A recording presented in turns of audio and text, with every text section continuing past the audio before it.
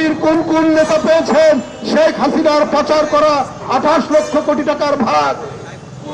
এটাও কিন্তু বাংলাদেশের মানুষ জেনে গেছে এবং আনুষ্ঠানিকভাবে হয়তো একদিন সেটা বলে দেবে। শুভেন্দু বাবুদের কল্পিভাবক হয়েছে। ওখানে যারা সত্যিকারের প্রগতিশীল অসাম্প্রদায়িক তারা এই সমস্ত মিডিয়াকে বলে কি জানো, গদি মিডিয়া, মানে যারা গদিতে আছে সেই গদির তল্পিবাহক মিডিয়া। এক একটা বয়ান একটা ন্যারেটিভ তৈরি করছেন বাংলাদেশের বিরুদ্ধে। কারণ শেখ হাসিনার পতনটা একেবারেই মেনে নিতে পারছেন না। একজন সুমন এক ভদ্রলোক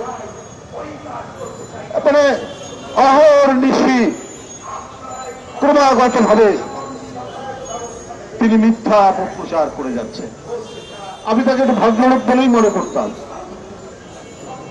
দেখতে শুনতেও সুন্দর, কিন্তু মনটা এত অসুন্দর। বাংলাদেশের গোপালগঞ্জে একটা পরিবারে আগুন লাগিয়ে 5 জন পুড়িয়ে মেরে ফেলা হয়েছে, ওইটা তিনি ফলাও করে প্রচার করছেন। বলুন আপনারা, গোপালগঞ্জে কোন হিন্দু পরিবার এর মধ্যে আগুনে পুড়ে মরেছে, কেউ পুড়িয়ে মেরেছে?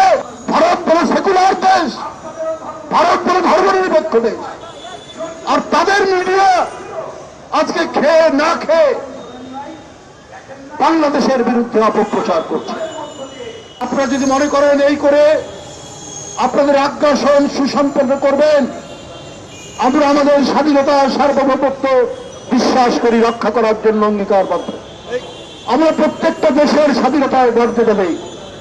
ভারত সহ যত ক্ষুদ্র রাষ্ট্র বড় রাষ্ট্র আছে প্রত্যেকেরই স্বাধীনতা সার্বভৌমত্বে আমরা মর্যাদা দেই। কিন্তু ভারতের শাসক গোষ্ঠী যদি মনে করে যে না, আমি সম্প্রসারণ চালিয়ে আমরা বাংলাদেশ, নেপাল, ভুটান এবং অন্যান্য আশেপাশের দেশ আমরা কবজা করে নেব, এইটা কিন্তু আপনারা মানে পোকার স্বর্গে বাস করছে।